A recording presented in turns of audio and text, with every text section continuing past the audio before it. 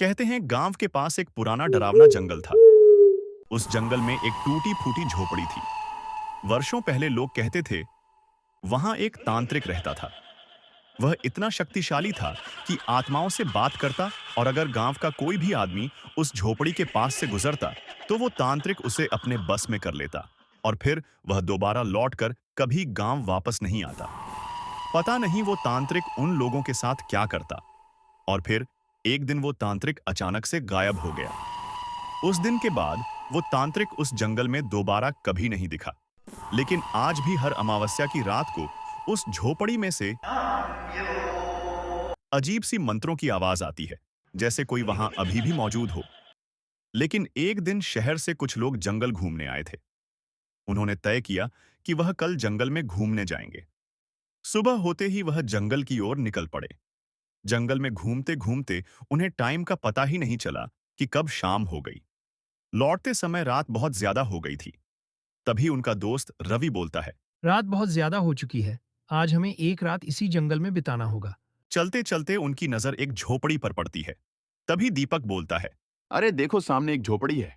यहाँ हम एक रात बिता ही सकते हैं। हाँ ठीक है, एक रात यहीं रुक जाते हैं, सुबह होते ही निकल जाएंगे। और फिर वो उस झोपड़ी की ओर जाने लगे। जैसे ही वह लोग झोपड़ी के अंदर गए, उन्होंने देखा एक तांत्रिक तंत्र मंत्र से आत्मा को अपने बस में कर रहा था। सभी लोग डर गए। तभी उनका दोस्त रवि बोलता है, अरे भागो, कहीं ये हमें अपने वश में ना कर ले। जैसे तैसे सारे लोग जान बचाकर भागने लगे।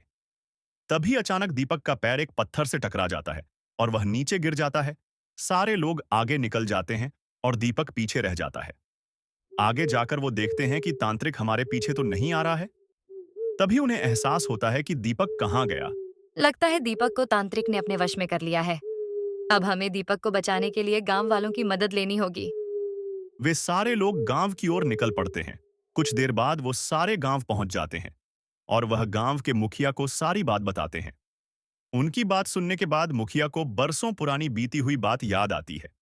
गांव का मुखिया बोलता है, अरे कहीं काल भैरव तो नहीं, जो बरसों पहले यहाँ से गायब हो गया था। मुखिया यह बात गांव के सारे लोगों को बता देता है। मुखिया बोलता है, दीपक को बचाने के लिए हमें गांव के पुजारी की मदद लेनी होगी।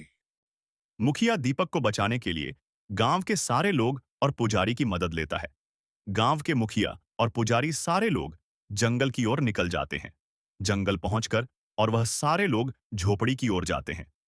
पुजारी मंत्र पढ़ना शुरू करते हैं। तभी काल भैरव बाहर आता है। काल भैरव बोलता है, तुम मेरा कुछ नहीं कर सकते। और तभी पुजारी अपने शक्तियों से काल भैरव को बांध देता है। तभी काल भैरव बोलता है, मुझे छोड़ दो, मैं यहाँ वापस कभी नहीं आऊंगा। और तभी पुजारी काल भैरव को छोड़ देता है और दीपक की जान बच जाती है। फिर वह सारे लोग शहर वापस लौट जाते हैं